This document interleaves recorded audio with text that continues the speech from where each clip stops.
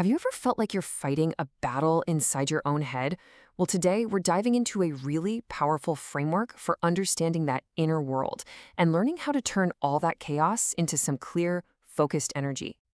So let's start with a feeling I'm pretty sure we all know. That sense of being yanked around by your own thoughts, your impulses, your anxieties, right?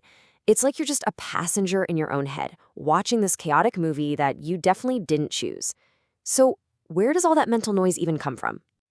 Well, that chaotic inner state, it actually has a name. It's your autopilot mind. Think of it as our default setting, the program that just takes over when we're not really paying attention.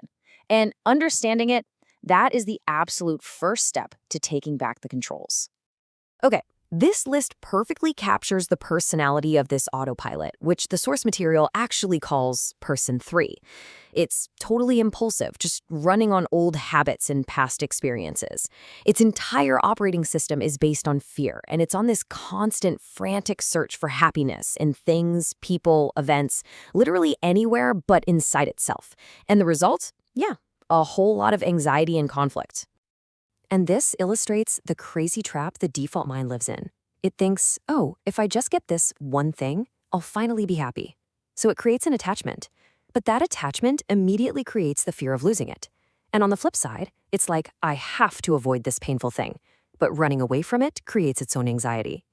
It's this no-win cycle where chasing pleasure and running from pain both lead straight back to fear. So if that's our default setting, are we just stuck with it? No, not at all. The great news is there's a much bigger map to our inner world, and it includes all three of our minds. First up, we've got the one we just met, Person 3, the default mind. This is our reactive, ego-driven inner narrator.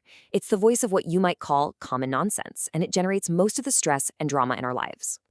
Then there's Person 1, and you can think of this as a state of just passive, baseline awareness. It just sees what's happening without adding a story or demanding that we do something about it. It's that simple state of just being, a really quiet foundation that honestly is often drowned out by all the noise from our default mind. And here we have the hero of our inner story, Person 2, the discerning intellect. This is the mature, self-aware part of you. It's the voice of true common sense. It can see situations clearly, it responds with wisdom instead of reacting with fear, and it knows how to connect to a source of peace that's already inside you. Okay, so this brings us to a really crucial point. The goal isn't to fight or destroy the default mind. No way. The real power comes from learning how to activate this much wiser part of ourselves, the discerning intellect. I mean, just look at this comparison. The difference is night and day. Person 3 reacts based on pure fear and habit, but Person 2 responds with awareness and choice. Person 3 is totally convinced happiness is some external prize you have to win. Person 2 knows that peace is an internal state you can just recognize. One operates on common nonsense, and the other on true common sense. This right here, this gets to the absolute heart of the shift. The default mind sees happiness as incidental. It happens to you if you get the right job or the right partner or the right car. But the discerning intellect understands that happiness is essential.